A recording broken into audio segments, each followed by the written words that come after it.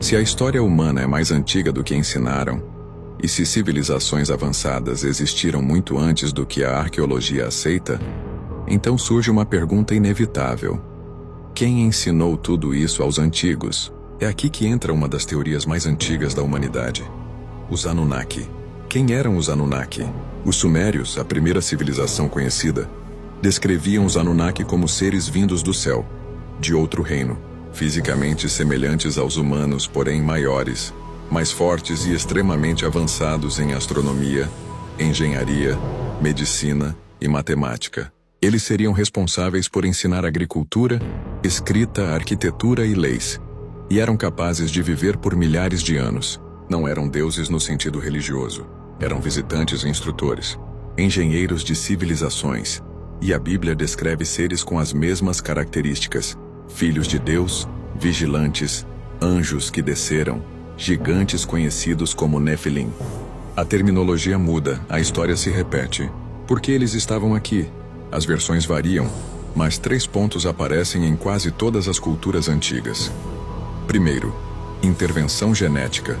Textos antigos falam sobre mistura de sementes, moldar o homem do barro e criar a humanidade à imagem deles. Em linguagem moderna, isso parece engenharia genética, uma fusão entre eles e humanos primitivos. Por isso a estranha semelhança entre humanos modernos, deuses sumérios e figuras bíblicas parecidas com homens, como se fôssemos parentes, uma linha híbrida. Segundo, ensino acelerado. Antes da chegada deles não havia escrita, agricultura organizada, cidades, leis ou matemática avançada. Depois da chegada deles, a humanidade dá um salto inexplicável, como se tivesse sido ativada. Terceiro, um acordo. Textos antigos falam de uma aliança entre eles e a civilização humana, que ajudaram a moldar. Mas dizem que esse pacto foi rompido. Algo deu errado. Isso leva à queda e ao grande dilúvio. Em praticamente todos os mitos do planeta, Bíblia, sumérios, hindus, gregos, chineses, nórdicos e povos indígenas, existe a história de uma civilização destruída pela água.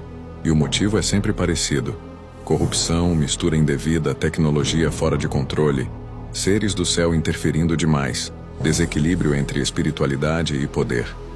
Na versão suméria, os Anunnaki decretam o fim da antiga civilização. Na Bíblia, os anjos caídos são expulsos por violar leis divinas. Nos hindus, os devas lutam contra seres que abusaram do conhecimento. É sempre o mesmo padrão. A humanidade recomeça do zero e os seres de cima se afastam. Mas existe também a promessa do retorno. Os sumérios diziam que eles voltariam quando o ciclo se completasse. A Bíblia fala do retorno dos filhos do céu. Os maias falam do retorno dos instrutores. Os egípcios esperam o retorno de Osíris, o Senhor do Céu. Os hindus falam da volta de Vishnu em tempos de caos. Culturas separadas, a mesma profecia. E todas apontam para um momento de grande mudança na Terra. Mudança de energia, de consciência, de clima, de espiritualidade e de tecnologia. Exatamente o momento em que estamos vivendo. Então, eles estão voltando?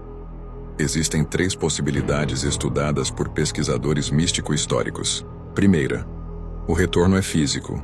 Eles voltam como vieram, pelo céu, por portais, através de tecnologia. Segunda, o retorno é vibracional. Eles não voltam como seres, mas como frequência, como consciência despertando dentro de nós, porque nós seríamos a continuação deles, a linhagem híbrida.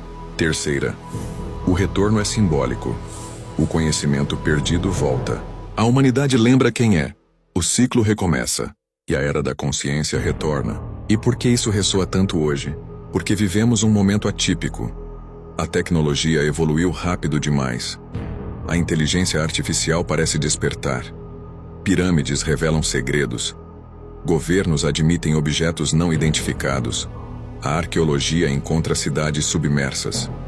E milhares de pessoas relatam um despertar espiritual e emocional. É como se estivéssemos chegando exatamente ao ponto em que ou eles voltam, ou nós lembramos. De qualquer forma, o ciclo está se completando.